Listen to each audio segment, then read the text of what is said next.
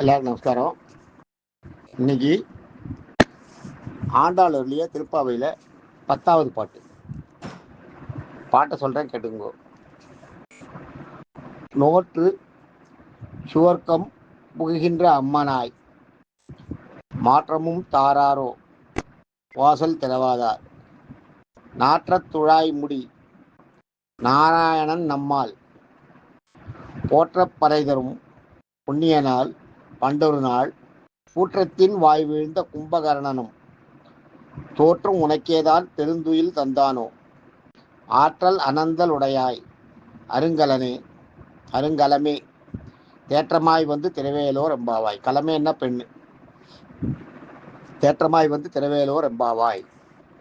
இந்த பாட்டை எப்படி சொல்லணும்னா, நோற்று சுவர்க்கம் புகின்ற அம்மனாய், மாற்றமும் தாராதோ வாயில் திறவாதார், நாற்றத்துழாய் முடி நாராயணன் நம்மால், போற்றப்பறைதருவான் புண்ணியனால் பண்டவனால், கூற்றத்தின் வாய் வீழ்ந்த கும்பகர்ணனும் தோற்றும் உனக்கேதான் பெருந்துயில் தந்தானோ, ஆற்றல் அனந்தல் உடையாய் அருங்கலனே அருங்கலமே தேற்றமாய் வந்து திரவேலோர் எம்பாவாய்.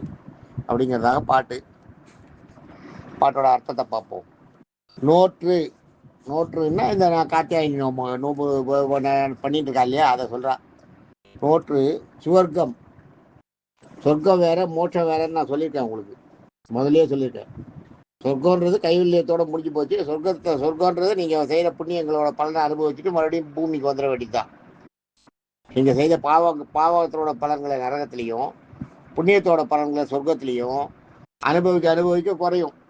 குறைஞ்சி ரெண்டும் நியூட்ரல் ஆன உடனே மறுபிறவிக்கு வந்துடணும், மறுபடியும் பூமியில் வந்து ஜனிக்கணும். ஞாபகம் வச்சுக்கோ. உங்களுடைய சுக துக்கங்கள் அங்கே அனுபவிக்கப்படும். ஆனால் மோட்சன்றது அப்படி இல்லை, மறுபிறவியே கிடையாத நிலைமை தான் மோட்சம். அதனால நோற்று, அந்த நோம்பு நோத்து சொர்க்கத்துக்கு போகணும்னு நினைக்கிற பெண்ணு, சொர்க்கத்துக்கு போகிறதும் பெரிய விஷயம், சாதாரண விஷயம் இல்லை. புண்ணியங்கள் எவ்வளவோ புண்ணியங்கள் செஞ்சுக்கணும், அப்போ தானே சொர்க்கத்தில் போய் அனுபவிக்க முடியும், நரகத்தை எல்லாம் விட்டு. அதனால் அது ஒன்றும் இல்லை. நோற்று சுவர்க்கம் புகுகின்ற, நோம்பு நோற்று அதனால் சொர்க்கத்துக்கு போகின்ற அம்மனாய், அம்மனாய்னா பெண்ணு, அது அம்மனாய். மாற்றமும் தாராரோ வாசல் திறவாதார். இதில் மாற்றமும் தாராரோன்னா என்னென்னா, இவன் வெளியில் கூட்டிட்டு இருக்கா இல்லையா, அதுக்கு எதிர்வினை. எதிர்வினை என்ன சொல்லுவோம், யாராவது வாசல் தட்டினா நம்ம என்ன பண்ணுவோம், அதோ வர அப்படின்வோம், இல்லாட்டா எஸ் அப்படின்றோம் இல்லையா, அந்த எதிர்வினை அதுதான் சொல்கிறாங்க. மாற்றம்ன்றது அதுதான். அந்த எதிர்வினையே இல்லையா, உள்ளேருந்து கதவை தான் திறக்கலை, ஏதாவது பதிலையாவது சொல்லக்கூடாதான்றா. மாற்றமும் தாராதோ வாசல் திறவாதார். வாசல்ன்றது தான் சரியான வார்த்தை, ஞாபகம் வச்சுக்கோங்க. வாயில்ன்றது அப்புறம் வந்தது தான், தமிழில் மருவின சொல் வாயில்ன்றது. வாசல்ன்றது தான் சரியான வார்த்தை, வாசல் தான் சொல்லணும். வாயில்ன்றது அப்புறம் நம்ம மாற்றினது, வாயில் காப்போன் அப்படின்றது வந்து வாசல் காப்போன்றது தான் கரெக்டு. வாயில் காப்போன்றது சரியில்லை. வாயில்ல நம்ம வாயை போயிடும், வாயை சொல்லிடும், வாய்க்குள்ளே என்ன இருக்குன்ற மாதிரி ஆகிடும் ஒரு அர்த்தம். ரெண்டாவது வாயில்ன்றது அப்புறம் அந்த வாசலோட திரிப்பு தான் வாயில்னு மாறிடுது. வாசல்ன்றது தான் சரியான வார்த்தை. மாற்றமும் தாராரோ வாசல் திறவாதார். வாசகதவை திறக்காத பெண்ணு, வாசகதவை திறக்கலைன்னா கூட பரவாயில்ல, வாயத்திலிருந்து ஒரு பதிலாவது சொல்ல மாட்டேன், அதான் மாற்றமும் தாராரோ அப்படின்னு சொல்ல மாட்டேன்றிய. அடுத்தது வந்து பெருமாள்கிட்ட போயிடுறேன், அதோட அது முடிஞ்சு போச்சு. அவளை நான் கேட்குறேன் பதில் சொல்லவே மாட்டேங்கிறிய அப்படின்ட்டு. நாற்ற துழாய் முடி, நாற்றம்னா சாதாரணமாக நாற்றம்னா நாத்தம் கிடையாது, நாற்றம்னா வாசனை. துர்நாற்றம்னா தான் நாத்தம், நம்ம மூக்கில் சகிக்க முடியாத நாடுறதுன்றது அது வந்து துர்நாற்றம். வெறும் நாற்றம்னு சொன்னீங்கன்னா அது வாசனைன்னு அர்த்தம். அதுதான் இங்கே சொல்கிறேன். நாற்ற துழாய்னா துளசி. நாற்ற துழாய் முடி, அதை அது சூடிட்டு இருக்கிற நாராயணன் நம்மால். நாராயணன் ஆகிய பெருமாள், அவர் என்னன்னா நம்மால், நாற்றத்துழாய் முடி நாராயணன், அதோட அதை முடிச்சுக்கணும். அடுத்தது நம்மால் போற்றப்பறை தரும் புண்ணியனால். நம்ம போற்றுறோம் அவரை, நம்ம அவரை எவ்வளோ வேண்டி அவரை வணங்கி அவரை சரணாகதி அடையிறோமோ, அப்போ பறை தரும், பறைனா மோட்சம், போற்ற பறை தரும். நமக்கு நம்ம வணங்கி அவரை வந்து திருவடி அடைஞ்சு அவரை சரணாகதி அடைஞ்சோம்னா நமக்கு மோட்சத்தை கொடுப்பார்ன்றதுனால பறை தரும். அப்போ புண்ணியனால், அப்படிப்பட்ட புண்ணியனான ஒரு பெருமாளால், பரமாத்மாவால் பண்டொரு நாள், பண்டொரு நாள்னா முன்னொரு காலம்னு ஞாபகம் வச்சுக்கோங்க.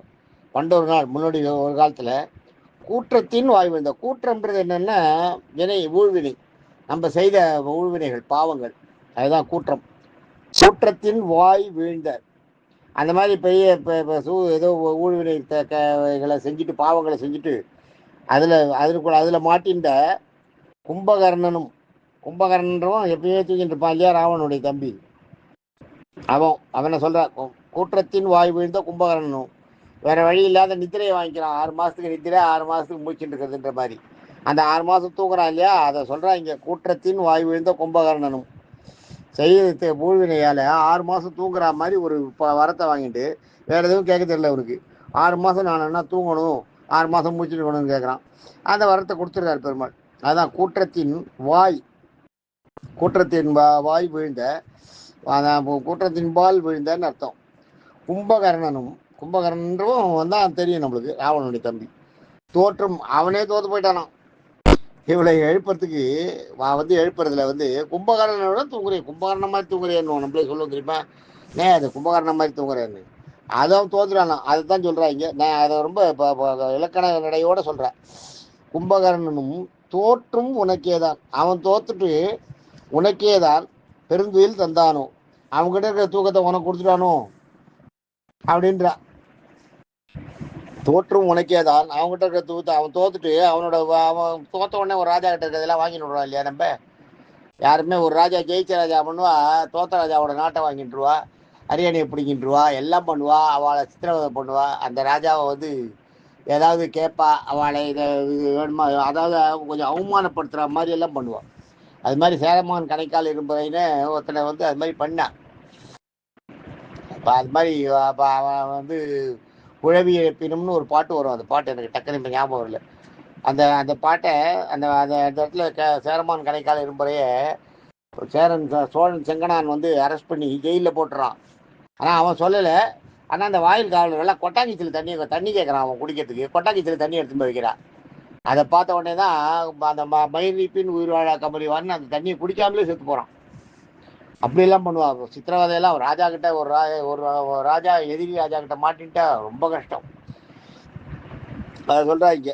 அதான் கூட்டத்தின் வாழ்ந்த கும்பகர்ணனும், கும்பகர்ணன் உங்ககிட்ட போட்டி போட்டு தூங்க முடியாது, தோத்து போயிட்டு உனக்கே தான் பெருந்தொழில் தாங்கிட்ட இருக்கிற சொத்தான பெரிய தூக்கம் இருக்க அதை உனக்கு கொடுத்துட்டானுன்ற.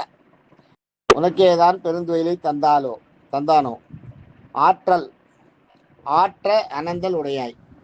ஆற்றல்ன்றது பவர். இங்க அதே மாதிரி இதில் பார்த்தீங்கன்னா அனந்தல்னு ஒரு வார்த்தை இருக்கும். அனந்தல்ன்றதுக்கு குருடுன்னு ஒரு அர்த்தம் இருக்கு. அது இல்லை, இந்த இடத்துல அனந்தல்ன்றது சொல்றேன்.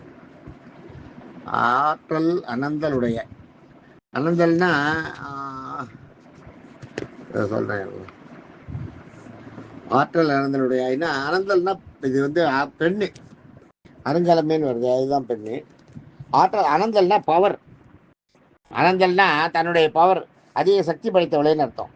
ஆற்றல் அனந்தல் உடையாய், சிறந்த பெண்ணை. ஆற்றல் அந்த தேவையான அந்த இது இருக்க சக்தி இருக்க பெண்ணு. அனந்தல் அந்த சீற்றமும் அந்த வேகமும் சீற்றம், அந்த சீற்றமும் அந்த வேகமும் இருக்கிற பெண்ணு. அந்த பிடிக்கணும், செஞ்சு முடிக்கணும் காரியத்தைன்ற அந்த எண்ணம் இருக்கு இல்லையா, அது அனந்தல்ன்றது பெண்ணு. ஆற்றல் அந்த செஞ்சு முடிக்கக்கூடியன்ற முடியும் அப்படின்னு அந்த எண்ணத்தை உடைய பெண்ணு. அப்போ உடையாய் ஆற்றல் அனந்தலுடையாய் அருங்கலமே. கலமைன்னா பெண், அருங்கலமைன்னா அரிய பெண்ணு, எங்களுக்கெல்லாம் கிடைக்கிறதுக்கு அரிய பெண்ணு அப்படின்ற. அதுதான் அருங்கலமே. தேற்றமாய்னா சீக்கிரமானு அர்த்தம். தேற்றமாய் திறவேலை, சீக்கிரம் கதவை தர எம்பாவாய் அப்படின்னு சொல்கிறேன். இது 10வது பாட்டு. நாளைக்கு ஏதாவது ஒரு கதையை பார்ப்போம். தேங்க்யூ.